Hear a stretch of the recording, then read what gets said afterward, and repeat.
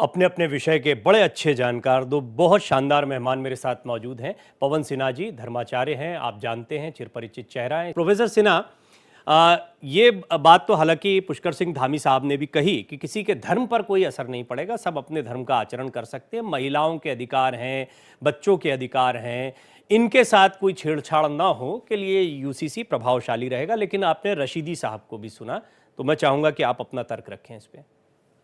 देखिए, धर्म का एक सामाजिक ताना बाना भी होता है। धर्म का एक सामाजिक रूप भी होता है, चाहे दुनिया का वो कोई भी धर्म हो, चाहे वो हिंदू धर्म हो, इस्लाम हो, चाहे क्रिश्चियनिटी हो या और भी कोई पंथ हो, धर्म हो। उसका एक सामाजिक रूप होता है और उस सामाजिक रूप को कहीं ना कहीं स्टेट की ये जिम्मेदारी होती है कि मैनेज करे। अब जैसे संविधान की बात करी आदरणीय रशीदी साहब ने, तो उसमें आर्टिकल 44 में बिल्कुल क्लियरली लिखा है। संविधान के पार्ट 4 आर्टिकल 44 में the state shall endeavour to secure for the citizen a uniform civil code throughout the territory of India. ये इससे ज्यादा क्लियर बात और क्या हो सकती है? इसका मतलब ये है कि संविधान ये कहता है कि यूनिफॉर्म सिविल कोड होना चाहिए। हाँ, धर्म का जो मसला है वहां पर संविधान आपको आपकी आस्था के अनुसार कार्य करने की अनुमति देता है।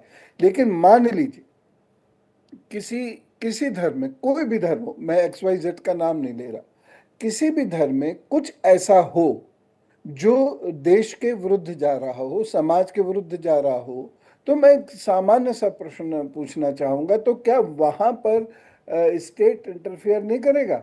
वहां पर पुलिस इंटरफेयर नहीं करेगी? एडमिनिस्ट्रेशन इंटरफेयर नहीं करेगा? तो बिल्कुल करेगा। इसलिए धर्म का जो सामाजिक ताना बाना है वो अलग है, धर्म का जो धार्मिक ताना बाना है वो अलग है।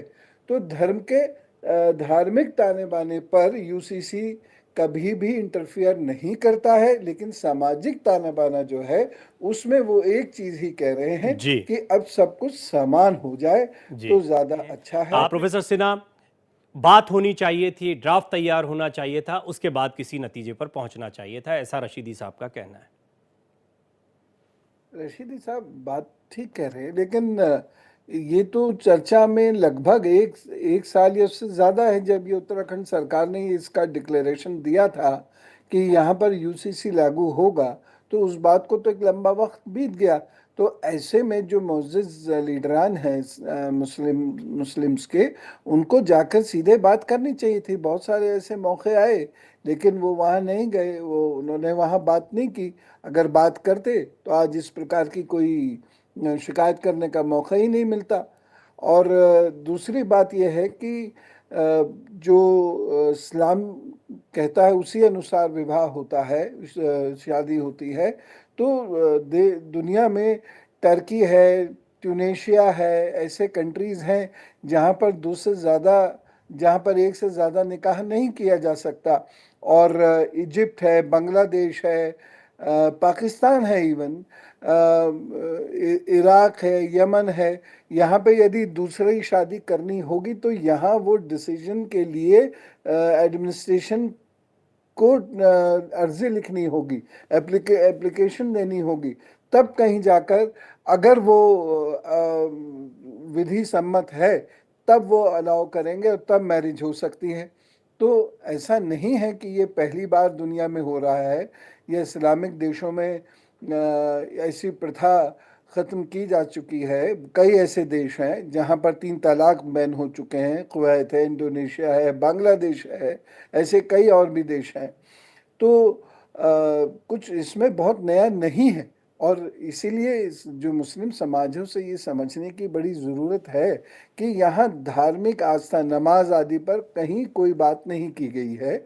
यहाँ पर सिर्फ जो उसका सामाजिक ताना बाना है उस पर बात की गई। अभी सिन्हा जी कह रहे थे कि इन देशों में जो है 4 शादियां नहीं कर सकते, प्रशासन से इजाजत नहीं। ऐसा कुछ भी नहीं है। जो भी मुस्लिम देश है या इस्लामिक देश है, उनमें 4 शादियों की इजाजत है। किसी प्रशासन से इजाजत लेने की जरूरत ही नहीं। जो मैंने बात कही थी कि मिस्र में और जो बांग्लादेश है, पाकिस्तान है, दूसरी शादी प्रशासनिक अदालत के अधीन है। ये विधि आयोग की बाकायदा रिपोर्ट है, मैंने अपनी तरफ से नहीं कहा ये विधि आयोग की रिपोर्ट है। ठीक अगर है। हम उस रिपोर्ट को ध्यान से पढ़ेंगे, समझेंगे, तो फैक्चुअल मेरी चीजों बात को डिस्कस करने में तो खैर हमें बस एक टेबल पर बैठना पड़ेगा, फिर चर्चा करनी पड़ेगी। बहुत बहुत धन्यवाद आपका अपनी बात रखने के लिए। प्रोफेसर सिन्हा आपका धन्यवाद, स्वामी चक्रपाणी जी आपका बहुत बहुत धन्यवाद। तो भारत का सवाल में आज इतना ही।